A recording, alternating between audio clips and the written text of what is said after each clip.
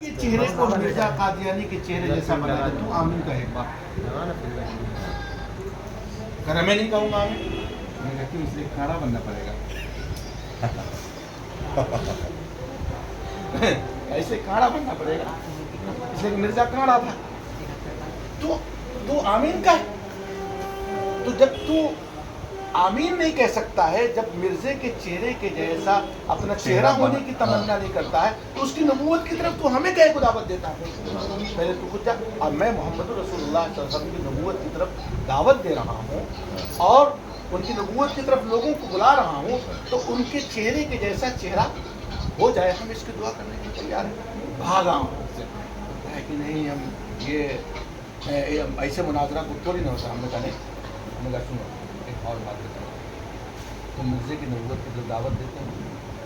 ہمارے نبی صلی اللہ علیہ وسلم جو ہے نا پورا کپڑا جو پہنتے تھے لباس، ہم کو ابھی لا کے دے دو، میں اپنا کرتا پاجامہ اتار دیتا ہوں اور وہ کپڑا پہن لیتا ہوں جو محمد رسول اللہ صلی اللہ علیہ وسلم پہنتے تھے. ہمیں کوئی شرم و حیا، کوئی ہچکچاہٹ محسوس نہیں ہوتی. لیکن تجھے میں مرزے کا کپڑا لا کے دیتا ہوں اور تو اس کو زیب و تن کر لے، پھر میں تجھ سے بات کروں گا. تو پہن نہیں سکتا ہے مرزا قادیانی کا کپڑا. کیوں؟ اس لیے کہ تمہیں ریشمی گرارہ پہننا پڑے گا. وہ ریشمی گرارہ پہنتا تھا. اس کی وجہ اس کے بیٹے نے لکھی کہ اس کو 100 مرتبہ دن میں پیشاب آتی تھی. وہ ہدایت کا نبی تھا، پیشابی مترندر نبی تھا.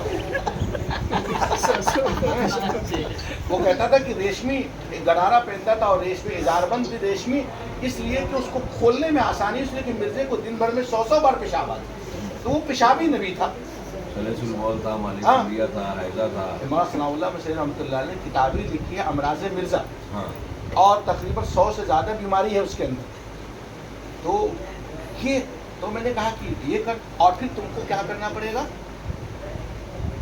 دائیں پائیں کے جوتی بائیں پیر میں، بائیں کی جوتی بائیں پیر میں پہننی پڑے گی. یہ سارے کام الٹے کے پلٹے کرنے پڑیں گے، تب جا کر کے تو صحیح قادیانی بنے گا.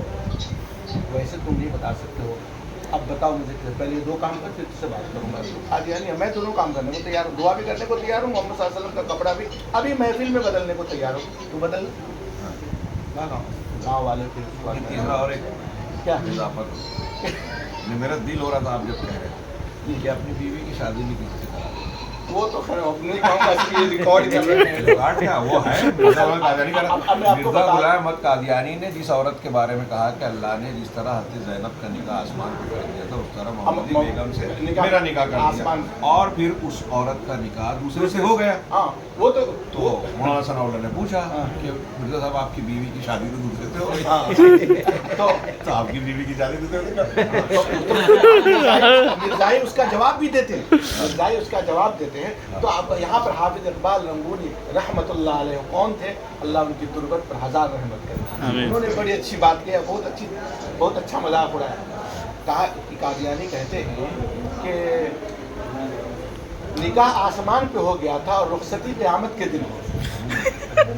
یہ قادیانی اس کا جواب دیتے ہیں کہ نکاح آسمانی منقوہہ کا آسمان پہ ہو گیا تھا اور رخصتی کب ہوگی؟ اس کا جواب بھی مولانا ثناء اللہ نے اس کا ثناء اللہ وہ حافظ اقبال رنگونی رحمۃ اللہ نے جواب دیا، جس کو الزامی جواب دینا چاہتے ہیں. تو شیخ مولانا ثناء اللہ نے بھی جواب دیا تھا نا. ہاں، اور بارہ بھیج کے مرزا سے پوچھوایا تھا آخر وقت میں. میرے علم میں جو میں نے پڑھا ہے وہ مجھے پکا یاد نہیں کہاں.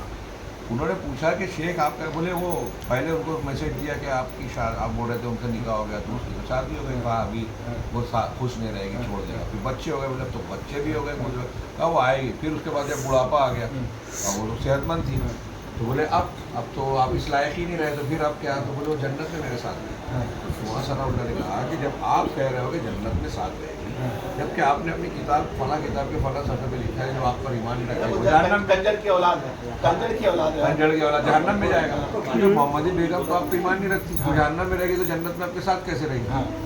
تو یہ جواب تو مولانا ثناء اللہ وسلم نے دیا ہے. اور حافظ اقبال رنگونی رحمۃ اللہ علیہ نے اس کو تھوڑا سا اور بنا دیا ہے. کہا کہ تم جو کہہ رہے ہو کہ رخصتی قیامت کے دن ہوگی، تو تم نے تو یہ مرزے نے یہ لکھا ہے کہ جو بھی مرزے کی نبوت پر ایمان نہیں رکھتا سب جہنم میں ہے. تو محمدی بیگم تو مرزے کی نبوت پر ایمان نہیں رکھتی تھی، تو ہم لوگوں کے ساتھ تو جہنم میں ہوں گے. اب مرزا جو ہے جنت کے اعلیٰ مقام پر اور قادیانی فائز ہوں گے. ہاں. پتہ یہ چلا کہ قیامت کے دن جنت سے جہنم میں بارات